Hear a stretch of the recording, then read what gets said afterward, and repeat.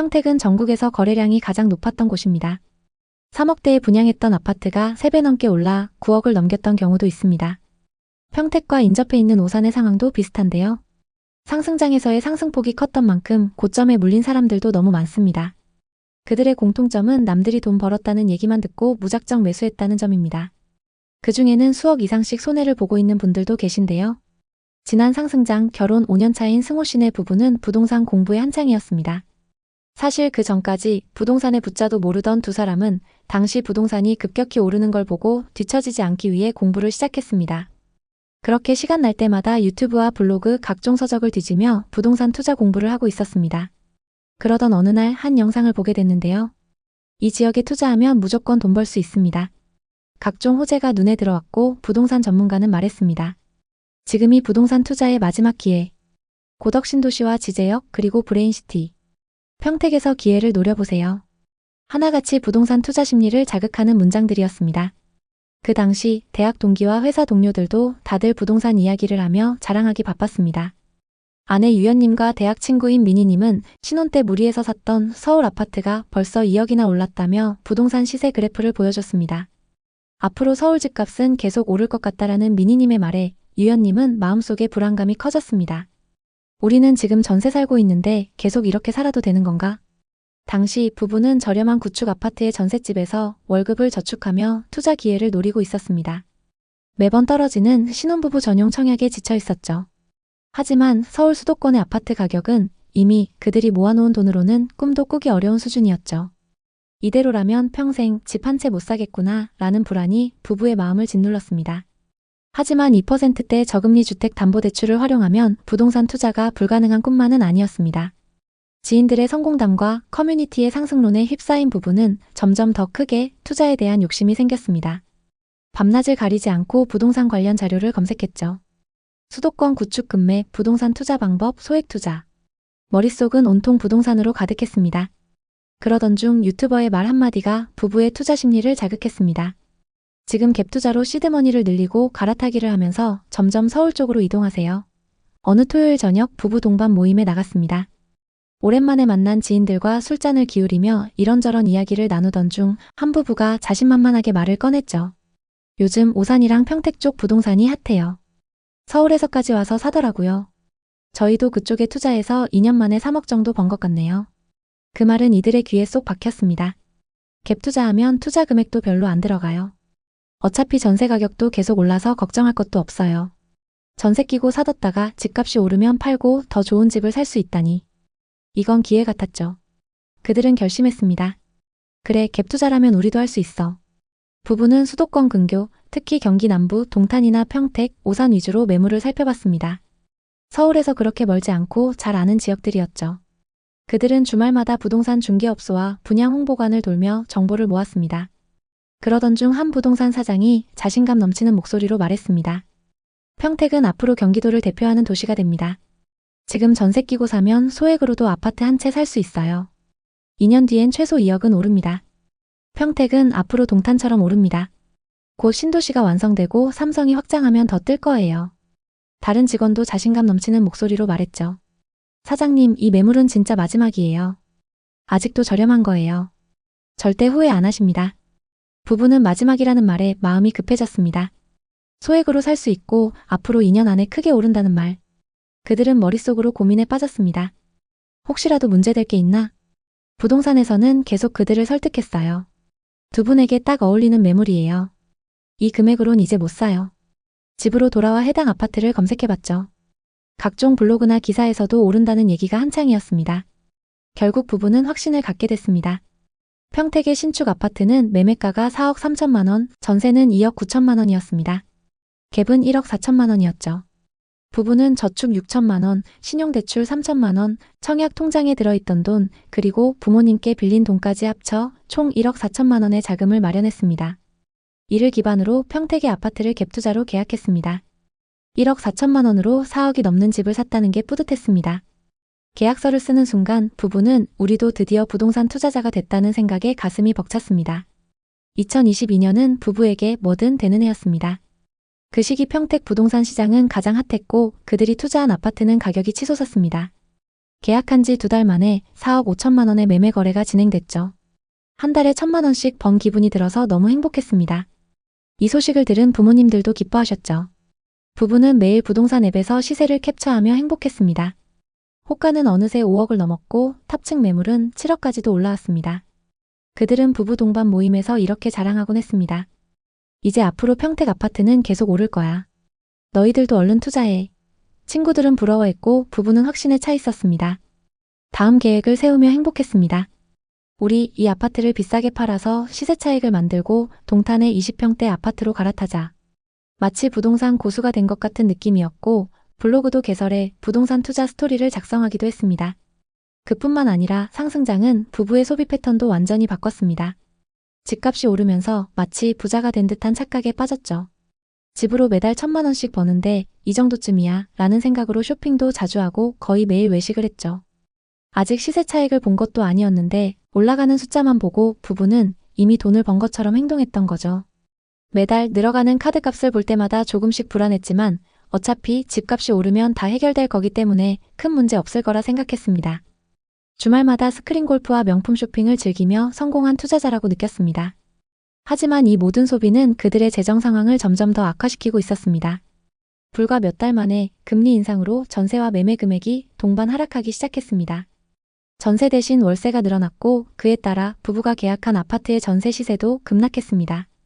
전세입자가 전세금 5천만 원을 낮춰달라고 요구했죠.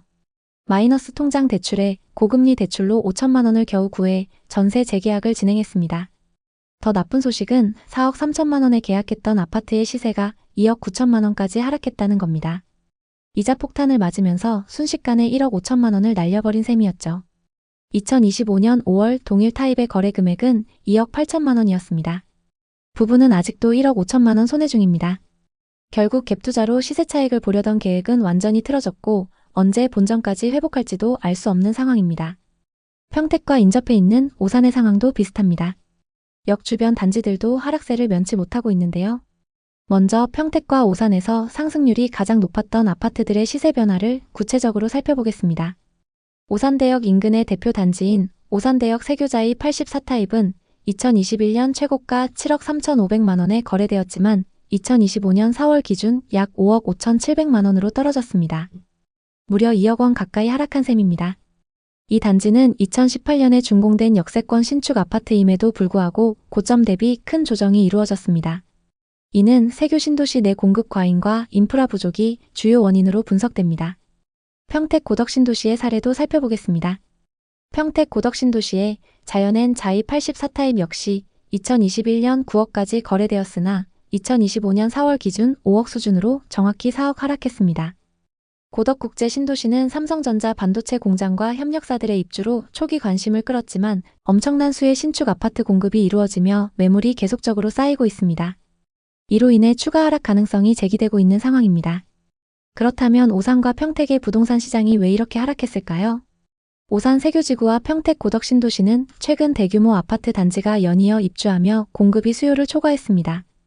특히 평택 고덕 신도시는 단기간 내 2만 세대 이상의 아파트가 공급되며 시장에 부담을 주었습니다. 오산 세교 역시 신축 아파트 단지가 계속 들어서며 매물 증가로 가격 조정이 이루어지고 있습니다. 이러한 공급 과잉은 단기적으로 가격 하락을 부추겼습니다. 오산 세교는 상업시설과 생활 인프라가 부족한 점도 큰 단점으로 꼽힙니다. 대형 병원, 대형 마트, 문화시설 등이 부족해 주민들이 오산 원도심이나 인근의 수원, 용인, 화성으로 이동해야 하는 불편함이 있습니다. 예를 들어 세교지구 주민들은 대형 병원을 가기 위해 차로 3-40분 거리를 이동해야 합니다. 평택 고덕 신도시도 비슷한 문제를 안고 있습니다. 고덕 중심부는 상업시설과 병원이 점차 확충되고 있지만 외곽 지역은 여전히 인프라가 미비합니다. 이는 주거 편의성을 떨어뜨리고 수요가 고덕 중심지로만 몰리는 양극화 현상을 낳고 있습니다. 또 오산과 평택은 수원, 광교, 용인, 화성, 동탄 등 인근 도시들과 치열한 경쟁을 벌이고 있습니다. 특히 광교와 동탄은 교통, 교육, 상업, 의료 등 인프라가 잘 구축되어 있어 젊은 층과 신혼부부들에게 인기가 많습니다. 반면 오산과 평택은 상대적으로 인프라가 덜 발달해 경쟁력이 떨어지고 이로 인해 부동산 시장 회복이 더딘 상황입니다. 물론 좋은 점도 있습니다.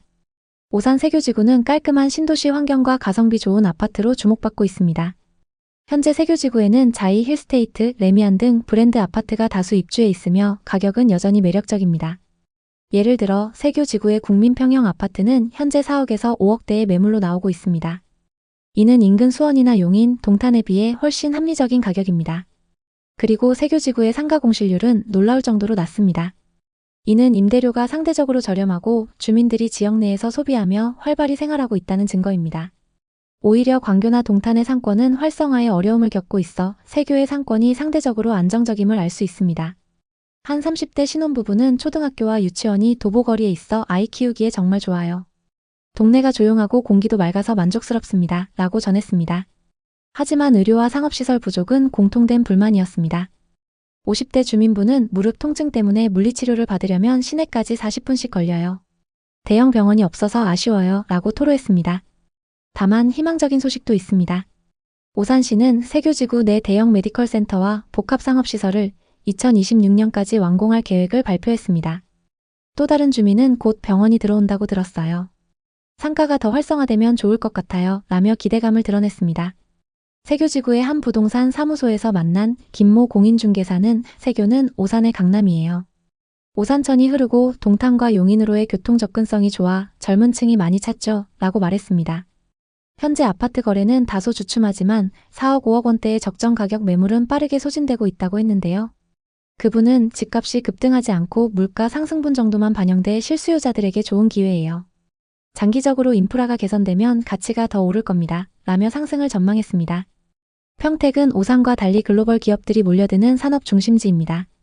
고덕 신도시를 중심으로 삼성전자 반도체 공장과 협력사들의 입주가 이어지며 일자리 창출이 꾸준합니다. 고덕 신도시 내 30평대 아파트는 현재 4, 5억대에 거래되며 오산 세교와 비슷한 가성비를 자랑합니다. 하지만 외곽 지역은 교통과 인프라 부족으로 수요가 고덕 중심지로 몰리는 양극화 현상이 두드러집니다. 사실 고덕 신도시 외곽 지역은 상업시설과 병원이 부족해 많은 주민들이 불편을 호소하고 있습니다. 예를 들어 고덕 외곽의 한 주민은 마트나 병원을 가려면 차로 2~30분을 이동해야 해요. 중심지로 가야 모든 걸 해결할 수 있어 불편하죠. 라고 말했습니다. 하지만 평택시는 고덕 신도시 내 상업지구 개발을 가속화하고 있으며 2027년까지 대형 쇼핑몰과 병원 유치를 계획 중입니다. 이는 지역의 생활 편의성을 높이고 부동산 시장 회복의 키가 될 것입니다. 평택의 가장 큰 강점은 반도체 산업의 성장입니다. 최근 좀 주춤하고 있지만 삼성전자는 고덕 신도시에 대규모 투자를 이어가고 있으며 2030년까지 추가 공장 증설을 계획하고 있습니다. 이는 고용 창출과 인구 유입으로 이어져 부동산 시장에 긍정적인 영향을 줄 가능성이 큽니다. 한 부동산 전문가는 고덕 신도시는 반도체 산업의 중심지로 장기적으로 안정적인 수요가 예상됩니다. 인프라만 보완된다면 가격 반등 가능성이 높아요. 이렇게 전망했습니다. 오산 세교와 평택은 입지와 성장 가능성, 호재 등 여러 측면에서 각자 다른 메리트를 갖고 있습니다. 오산 세교는 깔끔한 신도시 환경과 합리적인 가격으로 신혼부부와 젊은 층에게 사랑받고 있습니다. 평택은 반도체 산업의 성장으로 장기적인 투자 잠재력을 보유하고 있죠. 하지만 두 지역 모두 생활 인프라 부족이라는 공통된 과제를 안고 있습니다. 오산시는 세교지구 내 병원과 상업시설 확충을 통해 이 문제를 해결하려 하고 있으며 평택은 고덕 신도시의 상업지구 개발과 교통망 확충에 힘쓰고 있습니다. 예를 들어 오산시는 2026년까지 세교지구에 대형 메디컬 센터와 복합 쇼핑몰을 완공할 계획이며 평택시는 고덕 신도시와 평택 원도심을 연결하는 트램 도입을 검토 중입니다. 이러한 인프라 개선은 두 지역의 부동산 가치를 높이는 계기가 될 것입니다. 오산 세교와 평택은 가성비 좋은 부동산과 성장 가능성을 동시에 갖춘 지역입니다. 현재의 가격 하락은 공급 과잉과 인프라 부족에서 비롯되었지만 두 지역 모두 이를 해결하기 위한 적극적인 개발 계획을 추진 중입니다. 이럴 때일수록 개발 진행 상황과 부동산 지표를 계속적으로 체크하시는 게 좋습니다. 지금 오산과 평택 부동산에 관심 있는 분들께 드리는 조언은 신중함입니다. 과도한 대출로 무리하게 매수하는 것은 위험하며 입지가 좋은 지역과 호재 진행 상황을 철저히 분석해야 합니다. 지금은 시장을 관망하면서 자본과 실력을 늘려야 할 때입니다.